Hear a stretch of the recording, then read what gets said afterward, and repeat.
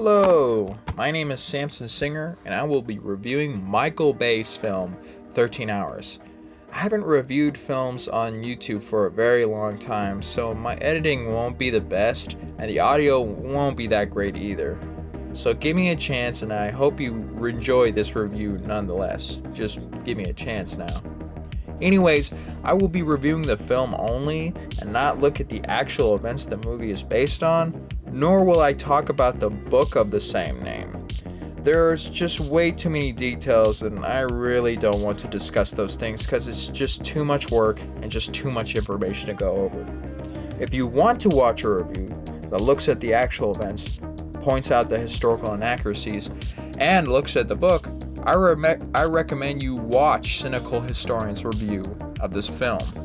Cynical Historian does an incredible review of this movie and is way more thorough than this amateur review will ever be. Please watch Cynical Historian's review and subscribe to his channel. He creates amazing videos about history that are just incredible and well researched. Link in the description and below. Also, I forgot to mention, spoilers are ahead, so if you do want to watch this film, there is a warning here. Yeah, well, you have been warned. The film is set in Benghazi, Libya, in September of 2012, where we follow 6 members of a security team tasked with defending a CIA annex. Then, on September 11th, the nearby U.S. diplomatic compound is attacked by a large group of militants. The security team requests to go and rescue the ambassador and other Americans who are actually trapped on the compound.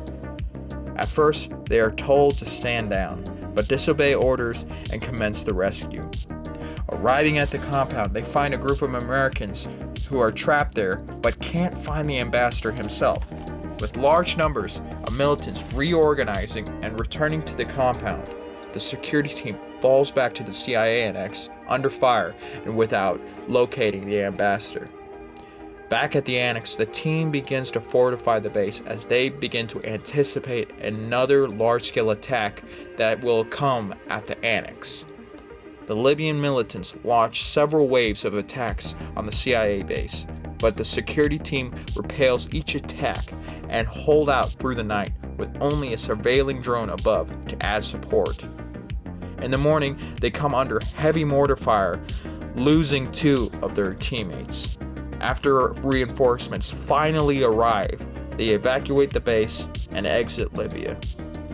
The film stars John Krasinski and David Denham, who everyone remembers as Jim Halpert and Roy from the delightful show The Office. I really like that show, and I know millions of people also love that show. Also starring in the film is James Badge Dale, who I remember from the incredible HBO series The Pacific. I highly recommend everyone watch that series, as it is wonderful and as great as Band of Brothers. I'm just saying, you guys really need to watch that series, and also watch Band of Brothers. John Krasinski in this movie is okay of an actor and does decently well. I mean, he has to work with Michael Bay's ridiculous writing, so he can only do so much. James Badge Dale does a great job in the movie. Dale is a far better actor than John Krasinski, in my opinion, and I was glad his performance was solid through and through.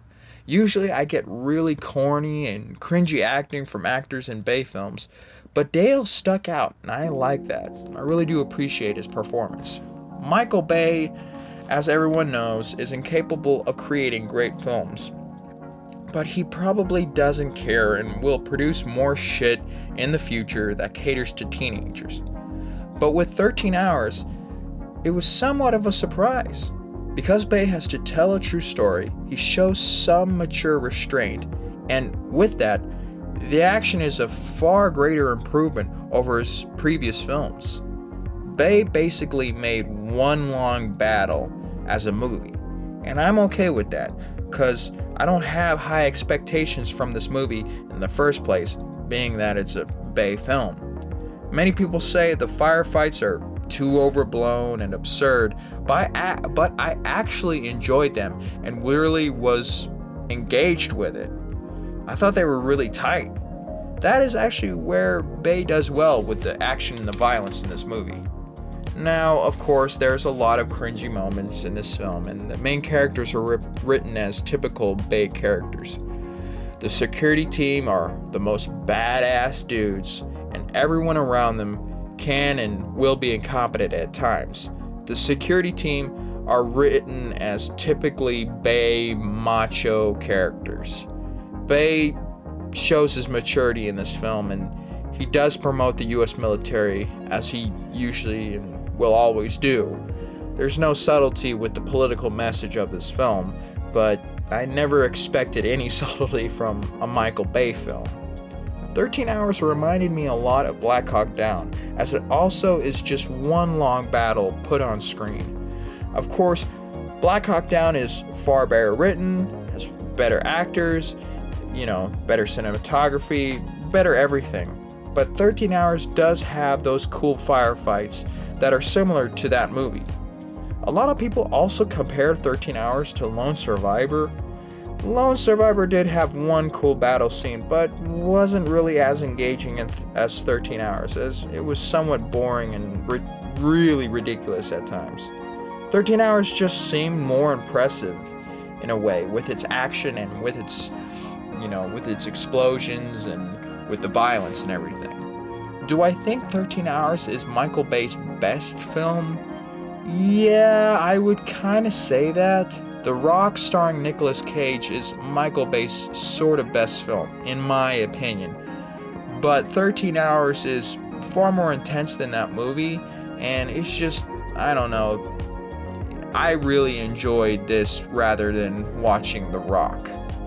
Look, I knew there was going to be really cringy crap in this film, but I dealt with it and enjoyed it nonetheless. I just can't really hate this film, even though it is pretty bad. This is the type of movie you watch if you just enjoy large-scale battles, lots of guns going off, typical shoot-'em-up movies. Don't expect too much from it, and yeah, you'll be entertained, because we are probably not going to see another Bay film like this where it's only decent. If I were to grade this movie, I would give it a C-, or I guess a 67% or something. I gave Michael Bay a chance and he delivered, so I have to say he did a good job. Well, that was my first short movie review. I'll improve over time, so just wait and give me a chance. Hope you all liked this video, and hope I gave enough information about the movie in the first place.